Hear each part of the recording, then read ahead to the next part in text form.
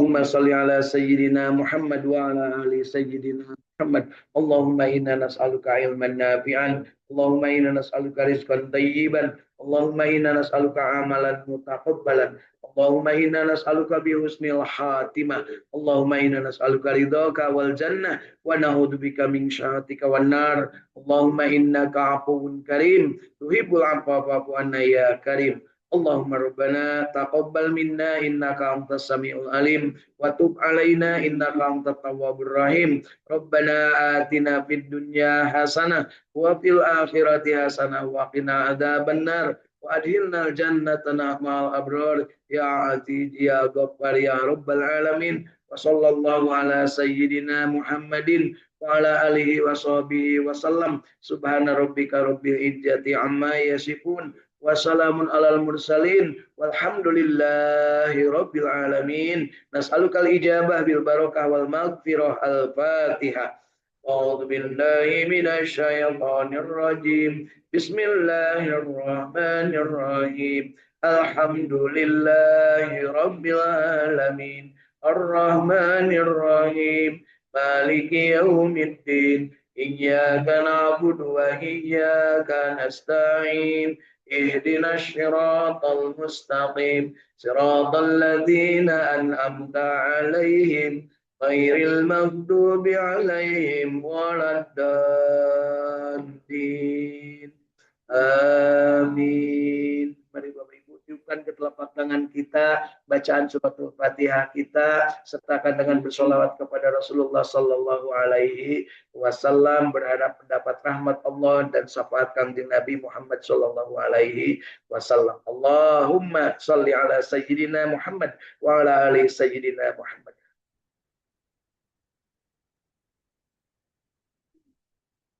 Usapkan ke seluruh tubuh dari ujung rambut sampai ujung kaki. Rasakan betapa Allah Subhanahu wa taala sempurna memberikan nikmat kepada kita dan mudah-mudahan kita termasuk yang mensyukuri nikmat itu dengan ikhlas dan juga dengan penuh harap ya. Ingat Bapak Ibu, yang terbaik dari ingatan kita adalah la ilaha illallah dan yang terbaik dari harapan kita atau doa kita adalah alhamdulillah. Bapak Ibu masih hidup? Alhamdulillah. Alhamdulillahilladzi ahyana ba'dama amatana wa ilaihin nusur. Hidup bukan hanya sekedar hidup, tapi kita ingin hidup sesuai dengan kehendak Allah yang memberi hidup kepada kita. Mudah-mudahan kehidupan kita tidak hanya sekedar hidup, tapi benar-benar hidup sesuai dengan kehendak Allah Subhanahu wa ta'ala, yaitu Allah Subhanahu wa ta'ala menghadapi kita itu wa ma khalaqtul jinna wal insa illa liya'budu.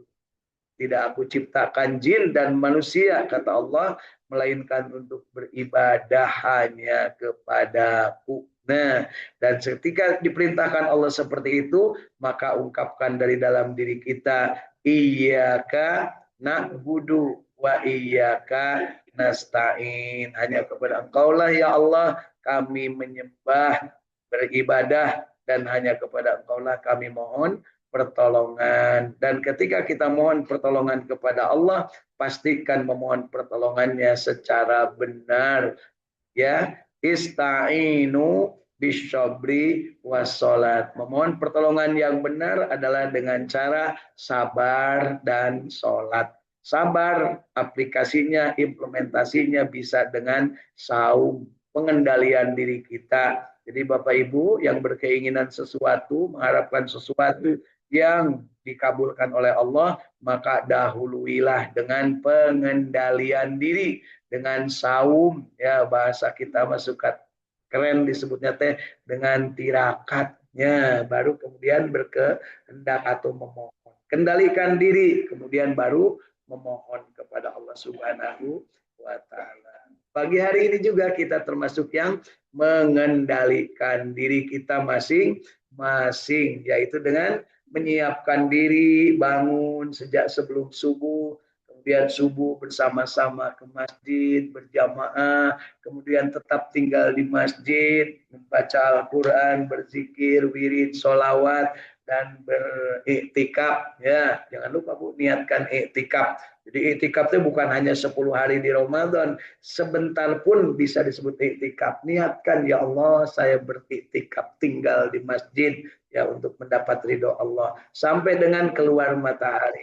Kemudian nanti setelah keluar matahari kurang lebih 15 menit setelah itu sholat 2 rakaat. Makanya saya sama-sama ini ngaji ini adalah kira-kira begitu selesai masuk waktu sholat isyraq awal atau sholat duha awal. Jadi jangan ragu-ragu Bapak Ibu ya, kalau sudah selesai langsung sholat 2 rakaat. Ketika itu dilakukan, Rasulullah mengabarkan kepada kita, siapa yang sholat subuh berjamaah di masjid, ya, kemudian tetap tinggal di masjid sampai keluar matahari, dan 15 menit kemudian sholat 2 rakaat, sholat isyraq, maka baginya pahala ibadah haji dan umroh sempurna, sempurna, sempurna. Ingat Bapak Ibu, hari ini udah mulai turun ya.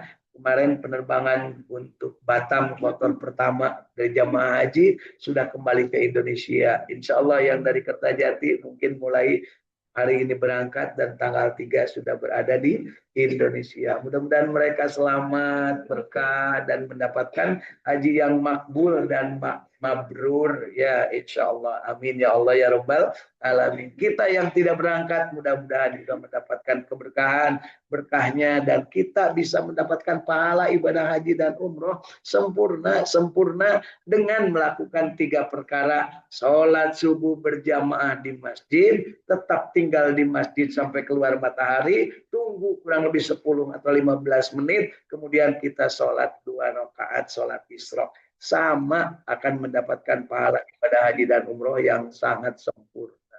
Bapak Ibu, kudu mayar ya, haratis. Tapi ingat, itulah pengendalian diri. Jangan lupa yang ke Mekah, ke Madinah juga di sananya itu kebiasaannya begitu, Bu. Ya meskipun tidak tiap hari bisa ke Masjidil Haram. Jadi kalau ada sekarang jemaah haji yang mengatakan selama di sana tiap hari ke Masjidil Haram 5 waktu sholat di Masjidil Haram, saya pastikan itu dia berbohong. Karena enggak mungkin, karena jauh tempatnya. Kemudian harus pakai mobil. Kalau pakai taksi mahal kebayar. Busnya dina waktu tertentu di stop karena dipakai mobilitas untuk Armusna, Arafah, Musdalifah, dan Mina. Jadi kalau seandainya ada yang selalu bercerita bahwa di sana tiap hari ya, selama menunaikan ibadah haji ke Masjidil Haram, pastikan bahwa itu adalah lebih banyak halusinasinya dibanding benernya. Dan itu yang mengatakan saya, gitu ya. Itu Bapak Ibu ya. Artinya apa? Kita pastikan diri kita mengendalikan diri. Ya, dan untuk mengendalikan diri, Allah sediakan alat, yaitu yang namanya sabar. Ista'inu bisyabri wassalam. Ciri orang yang sabar kalau mendapatkan derita, dia mengatakan inna lillahi wa inna ilaihi raji'un. Jadi Bapak Ibu nanti kalau ada yang pulang haji, para jamaah haji bercerita bahwa saya tiap hari ke Masjidil Haram, katakan yang keras inna lillahi wa inna ilaihi raji'un. Itu Bu ya. Kenapa? Itu adalah sesuatu yang aneh gitu ya. Baik Bapak Ibu, berikutnya yang harus kita pahami bahwa ketika kita mensyukuri sesuatu, maka buktikan dengan sholat. Jadi sholat itu bukti syukur. Ista'inu bisyabri wa sholat. Mohon pertolongan dengan cara sabar dan sholat. Sholat itu adalah bukti dari syukur. Berdiri, membaca ayat-ayat, kemudian ruku, kemudian sujud. Itulah puncak-puncak dari rasa syukur. Dan Allah janjikan kepada orang yang bersyukur akan ditambahkan nikmat. La in syakartum la azidannakum wala in kafartum inna azabi lasadid. Jadi kita hari ini dalam rangka bersyukur, mensyukuri nikmat Allah Subhanahu wa taala. Ya, dibuktikan dengan cara sholat, kemudian penyertanya dari sholat ada zikirnya, ada wiridnya, ada sebelumnya, ada wudhunya, ada tahiyatul masjidnya, ada syukrul wudhunya, kemudian ada qobla dan ada ba'diyahnya. Itu adalah semuanya dalam rangka menjadikan sholat itu sempurna. Apakah diri kita ini sholatnya sudah sempurna? Jangan pernah merasa sempurna dan jangan pernah merasa khusyuk sholat. Karena itu adalah merupakan kesombongan. Jadi makanya setelahnya sholat, kita dianjurkan oleh Rasulullah membaca paling tiga kali astagfirullah, astagfirullah, astagfirullah. Karena bisa jadi dalam kita sholat juga banyak sekali kesalahan kita, banyak sekali dosa kita, baik sengaja ataupun tidak sengaja. Dosa dan kesalahan yang diperbuat selama dalam sholat, kita tutup dengan istighfar 3 kali. Mudah-mudahan Allah mengampuni. Ya gitu Bapak Ibu ya. Karena kita mengenal ada 2 jenis sholat. Ya, yang pertama, yang pengen pertama dulu, kedua dulu Bu.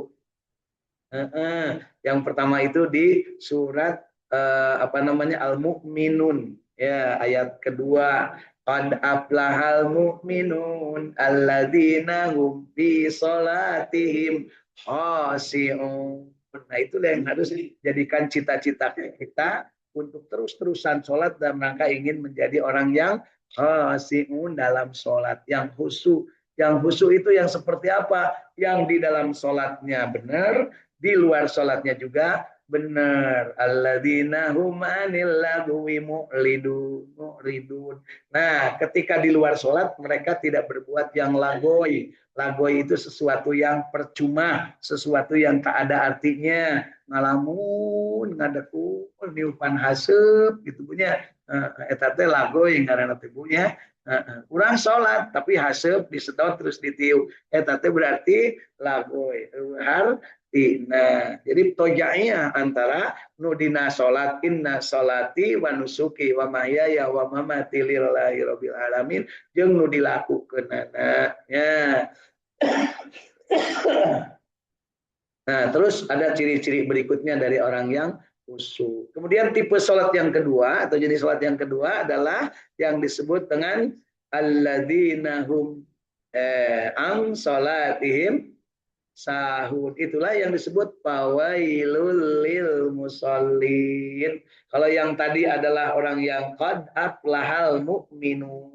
Orang yang mendapat keberuntungan adalah orang mukmin yang sholatnya khusyuk. Kalau yang ini fawailul lil musallin. Cilaka jelema anu sholat cilaka.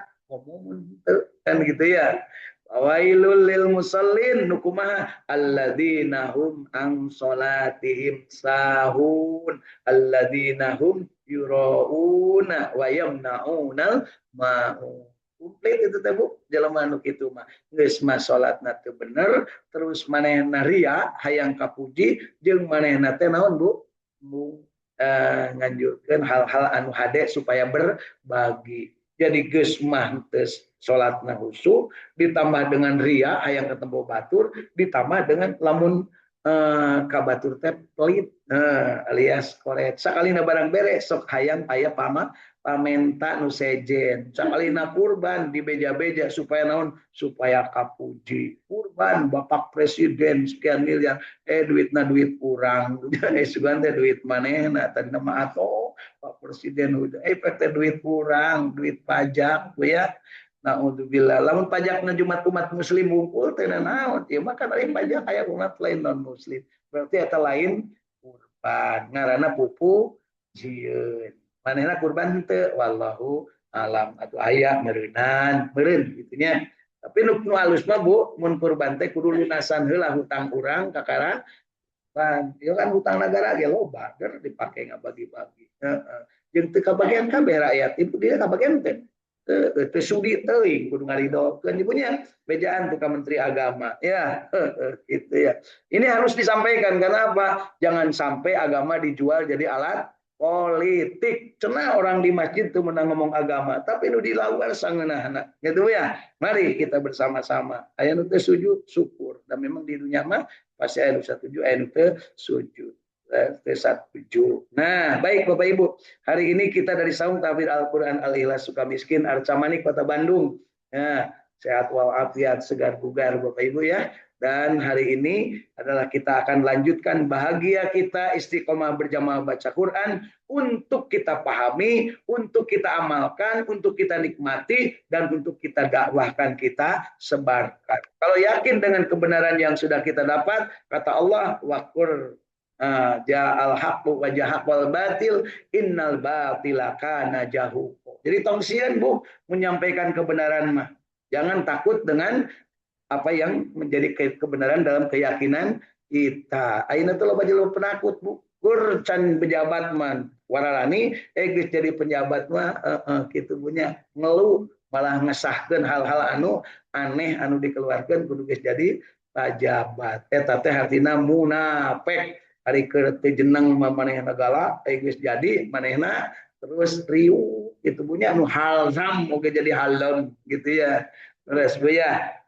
Baik, kita perlu. Karena apa? Kita tidak tahu kita kapan akan mati, dan ketika kematian itu ada, pastikan diri kita dalam al-haqqu min rabbika fala takunanna minal mumtarin. Kebenaran itu pasti dari Allah Subhanahu wa taala dan pasti benarnya absolut, dan jangan ragu-ragu kita menyampaikannya. Perkara ada orang nggak setuju, jangan lupa Bapak Ibu, di zaman dulu aja orang-orang yang menegakkan ajaran agama diburu, bahkan ada yang dibunuh, termasuk para nabi-nabi di zaman Bani Israil, termasuk para ulama, para alim yang menyampaikan haknya, ada yang sampai dihukum di tiang gantungan. Karena apa? Para pejabatnya tidak setuju terhadap apa yang disampaikan. Ayeuna ge loba Bu antek-antek model gitu.